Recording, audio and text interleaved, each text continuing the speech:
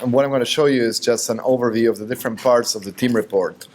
And Peter has covered the theoretical rationale for focusing on teams. Yeah, everything important, whether it's maintaining processes, contribute to innovation, every single relevant output of organizations and societies is the results not of individual achievements but collective efforts. And there's a really nice quote that we always use and that you can see in the team report sheet by Andrew Carnegie. It says that teamwork is the fuel that allows common people to attain uncommon results. And psychologists have often talked about synergies. Yeah, what happens when you get the right people, the right combination of people together to accomplish the right task and maximize and leverage their strengths, their values, you obtain a synergy, which means that the individual sum of the components of the team members is less than the output, less than the holistic kind of output that results from that team.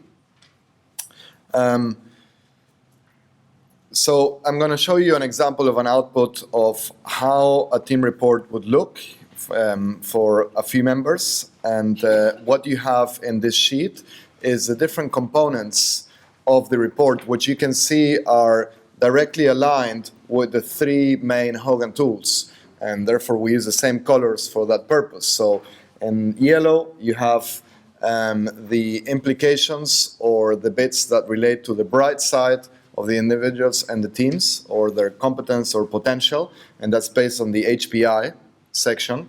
And red, you have the bits that are based on the HDS or the derailers, and we're looking particularly at team-level derailers rather than individual derailers. And if you turn the page, you will see the implications that derive from the MBPI.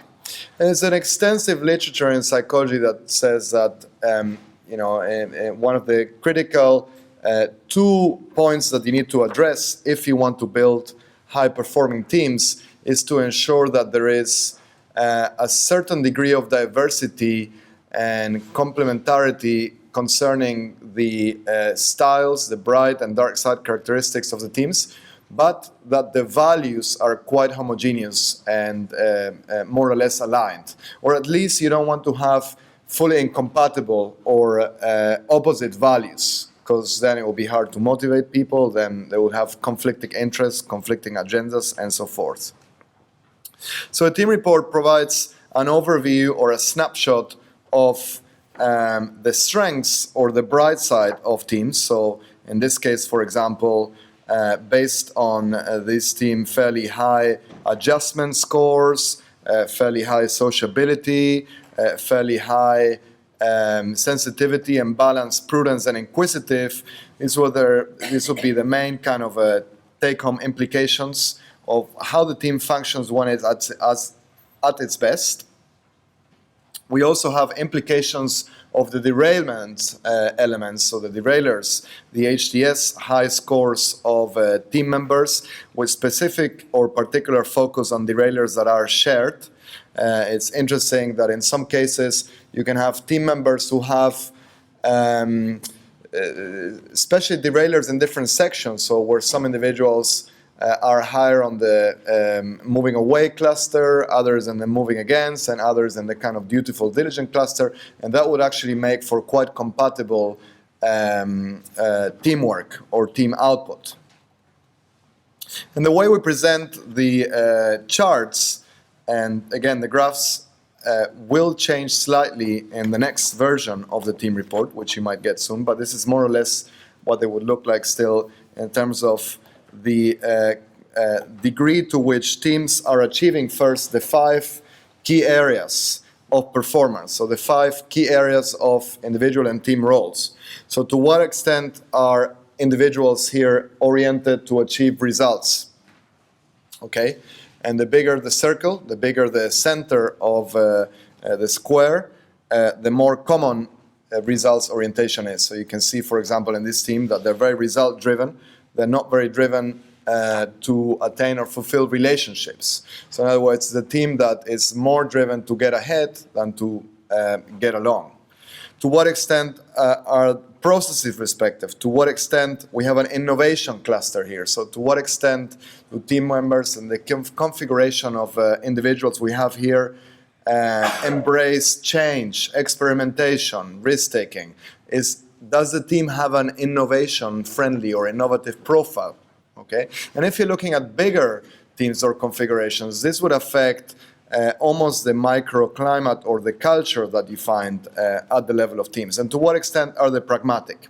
Some of these dimensions are not orthogonal, they are mildly correlated. For example, you won't be surprised if I tell you that there is a negative association between being pragmatic and process-driven and being innovation-driven, okay?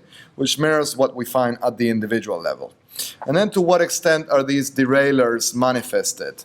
So what you have here again is the closer the bubbles or the circles are to the edge of the circle, of the main circle, the higher those scores are, and then the bigger they are, the more frequently they are manifested. So you can see here, high imaginative, high colorful, and high mischievous and bold are quite common across the board. And then what many people consider the cornerstone of the motivational aspects or the drivers of the teams is looking at the configuration or the representation or the profile of their values, the MVPI, which is used to extract this information. In this example, we tried to pick or highlight one that is the main driver for this team. Here will be status, which of course matches what the HPI section showed, that is a very result-oriented team. A lot of people like this somewhat messy, but in some cases illustrative section, which actually lets you follow or look at the individual pattern or profile for the HPI. So these are, at home, we refer to these as spaghetti charts. Although it's important to say that sometimes they would kind of create the impression that some differences are bigger than they actually are, and vice versa.